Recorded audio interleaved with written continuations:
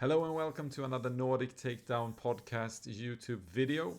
I'm so humble and I'm here with the humble Showdown rundowns here today because this is the end of this store Showdown season for me.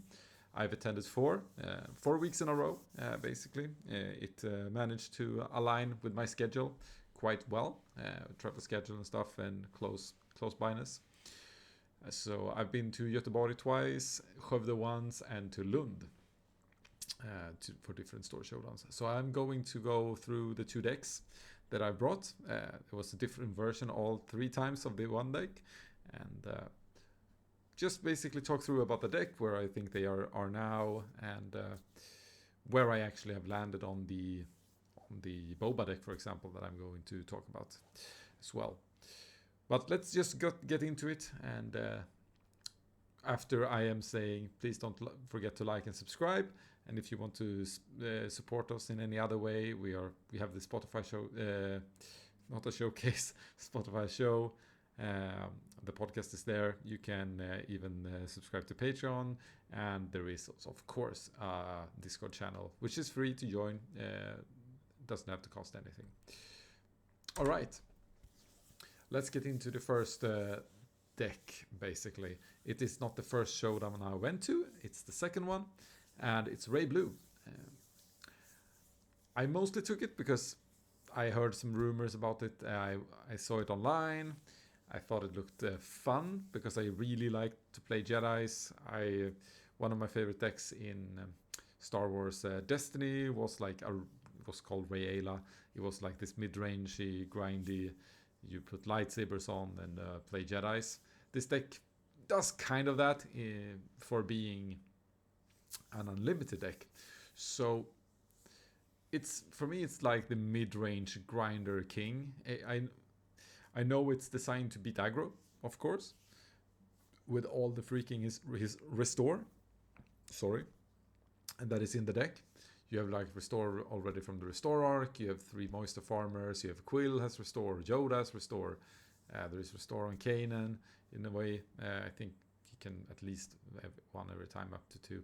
You have, of course, in my versions, you have Restore on Cargo Juggernaut. You have Luke, Redemption. It has Heal at least, if not Restore. And then you, of course, have Vigilance. This deck is just packed with things to deal with aggro and like kind of grind you out to build up a board that people can't control.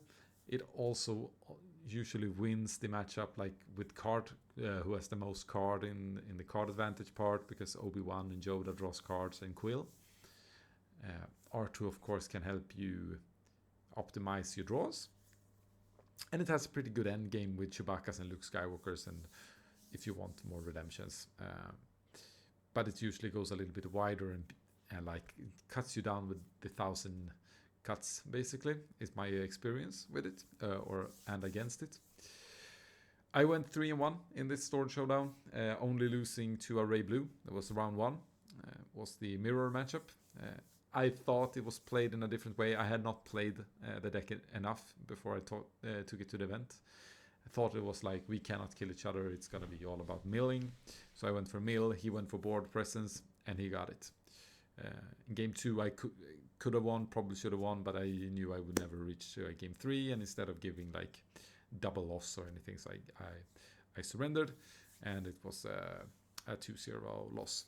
Then I went to Luke Blue, then I realized it's probably the same, just go for the board presence. Did that, was an easy 2-0. Han to Blue also is a board state game in a way. Getting the most value out of your Luke, for example. I think one good thing for Ray is that he is packed with like a discard package, and you have a good way of drawing cards, which means that you kind of counter that discard package. Then I faced Sabine Eziel, which is what the deck is supposed to counter, together with Han Yellow, I feel like, and Boba Yellow. And that matchup is not super easy, to be honest. Like, if they have enough timely interventions, they will probably grind you down. But if it's a good player. But I would say it's still a favorable matchup for Ray.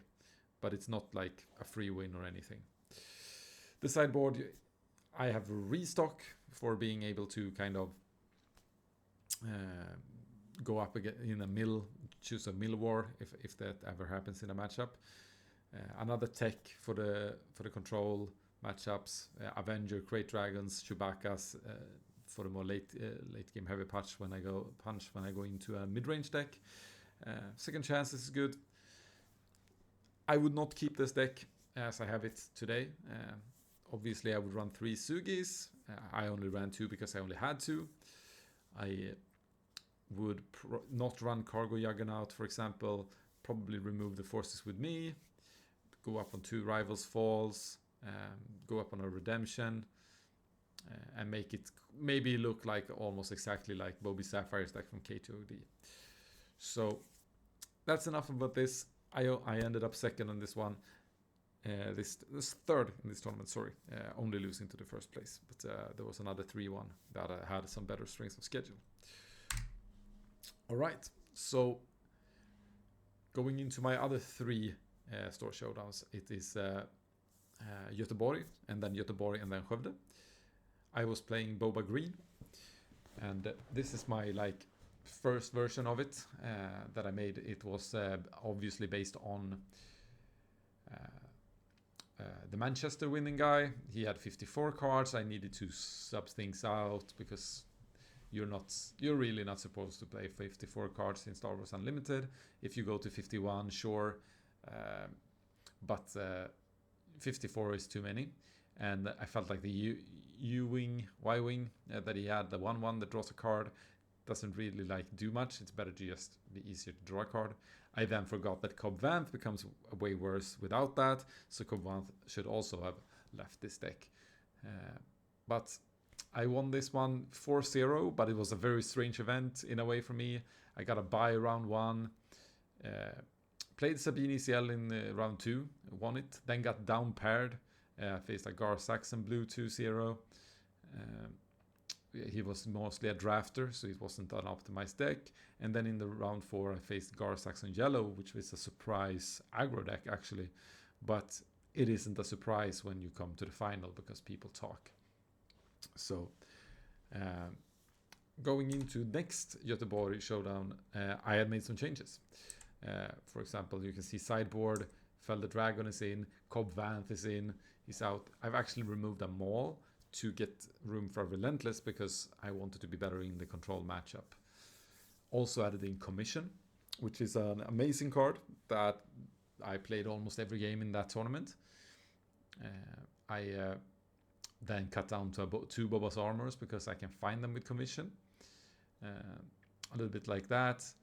That is the main changes to the deck. And that went very well. The deck started to run way more smooth as soon as I added Commission to the deck. Before that, it felt clunky. I didn't really like the feel of it, even though I won the first store showdown. So just having the options with a Commission late on 9 resources, smuggle it in, find a fire spray, and have a play is just insane. So I went up against Boss Green round 1, 1-2-0. One of my favorite plays, it was of course Vader. Vader on turn 7 when we both had 7 resources. Found a Bazine, played her, and find his Vader, threw it away, and he was left with like a crap play basically. Was one of my favorite plays there. Won the round 2 as well against Boba ECL 2-0. Not necessarily a great matchup for me, but it's if I can like mitigate the early game to not lose too much HP, I will always have like a higher end since they only run like 3 mauls, and that's where they end. And I have like Vaders, Walkers, and even a Relentless to match that up. Then round 3 I played Han 1 Yellow 2-1 versus the guy like that really drives Göteborg community. It was fun games, but in the end I think I had the better matchup, I would say. The 30 HP is hard for Han to actually grind through. And And I think I landed Boba with Boba's armor in 2 or 3 of the games, and like Han has no answers for that. And then round 4 I got Lando red because I was the only one undefeated after round 3 because of someone had lost, I think, a down pairing or something like that. Maybe it was a draw that affected it. Versus like a pretty new guy to the game, not new to card games, but like he did not have all the cards needed for Lando red, so it became fairly easy. Game 1 he was quite competitive, got me to 26 HP before I turned, and then game 2 was just a smash. But I still felt there was like changes needed to be done to the deck, like to handle control better, and like there is some cards underperforming a bit and some cards really performing, like Bazine.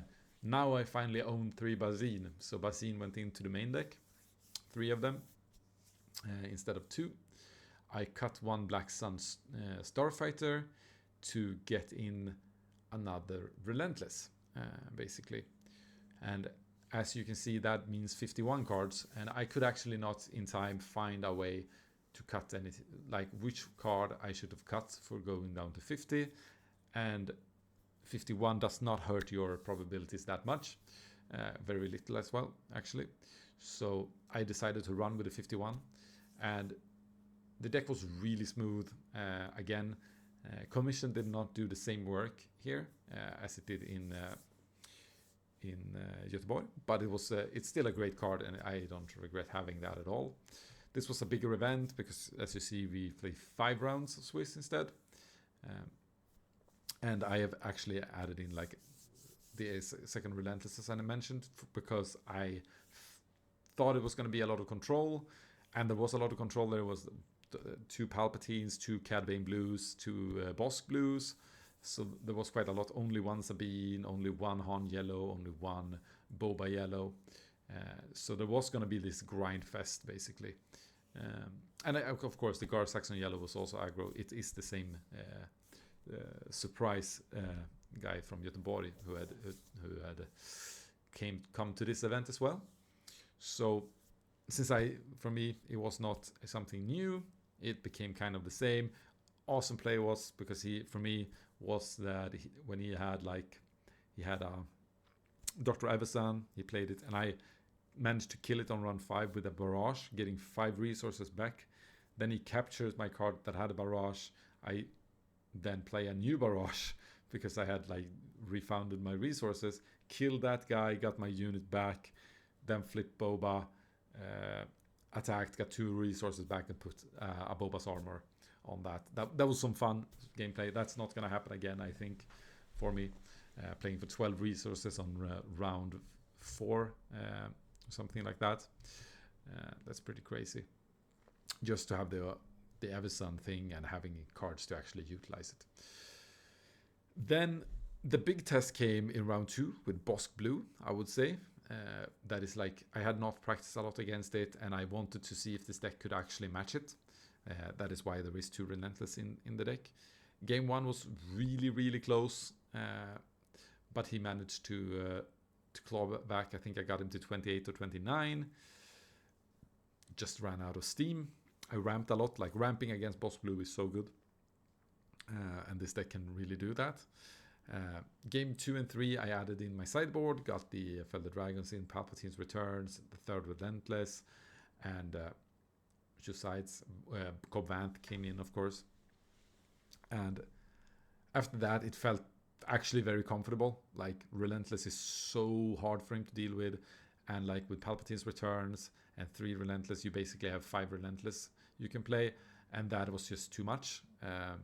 I did a misplay in game 2 that could have costed me because I didn't play a card and then got pillaged when I only had 2 cards in hand and had nothing to smuggle. But otherwise, it was fairly comfortable after sideboard, which is actually very good news. Round 3, Han Yellow. I ramped into Boba's armor and barrage both games. He just can't deal with that. Then I played Bosk Green, same guy from Göteborg. Managed to do the same play with Vader into a Basin, remove his Vader in one of the games. And then I was the only undefeated in round 5 because there was crazy amount of draws in this tournament. There was 22 people, but a lot of draws. So I played a 3-1. My friend that I drove there with, he played the Ray Blue. He took game 1. It took way too long. I had like such a great start. It was going to be impossible to lose, but he managed to climb back, and I drew a double greed on 12 resources or something, and from that way he just kept beating me down. Game 2 was really, really, really close as well. He made a misplay that made him lose the game, but looking back at the game, I would probably won anyway because I just took in 1 or 2 more rounds longer, because it would have required him to do not having lethal anymore on me to do a different play. And in game 3 I won fairly comfortable, I would say. He was actually, I put a lot of pressure, but he was about to climb back, but I got to play Walker into a Walker, and he only had like 1 Fellow of the Dragon left at that stage in his hand, so he couldn't deal with the last one, even though we had a Luke on board. So I actually got him to 30 HP. We missed it, so he healed with Yoda and the judge who was standing there, because he was like, if you put those 2 back, aren't you at 30 now? And it's like, yeah, he was already at 30. So really close games, really fun games as well. And this is more close to how I would finish the deck. I think you can tweak a little bit. You can maybe change Syndicate Lackeys for Bosks if you want, if you prefer that. I think I prefer the Lackeys. You can add a Boba Fett's armor if you want a 3rd. You can tweak a little bit here, remove a no good and have 2 Waylays, depending on how you like to play. You can have less Relentless if you expect a lot of Sabines, of course. That card is useless there.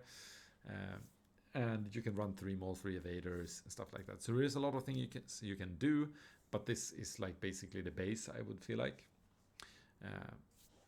for the deck. So how do I rate these decks? If going into like PQs, I would say that Boba Green is an S tier deck. I'm not going to say that he's absolutely the best because I'm not sure, but he's an S tier deck that gives you a lot of a few bad matchups and few really good matchups. So you will be sitting there and be competitive in most of the games, but you have to play very well. If you play bad, you're not going to win a lot, I would say, with this deck. It does. Sometimes in the games it gives you free wins because Boba is strong and Boba's armor and stuff like that. But you're not like in a matchup, you're not going in having it like being free, like some other decks like Sabine, for example. So it's an S tier deck, but you have to play really well. So you have to know your deck very, very well. And your opponents, I would say. And so that's S tier. I would say Ray, however, still also a very, very good deck. It's a deck that I would consider playing as well, especially if there was going to be there's more like an aggro-centric meta where I was going to go. It is, however, I would say an A tier deck, and it's not anything with the deck itself, with the 50 cards, that does that. It is actually just that Ray is an average leader. She comes out 1 turn too late, and that is like my main criticism to the deck.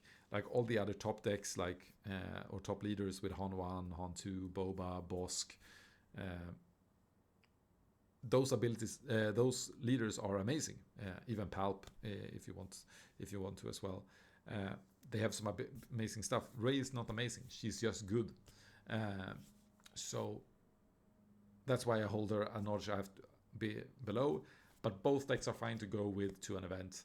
So I think feel free to take any one of those.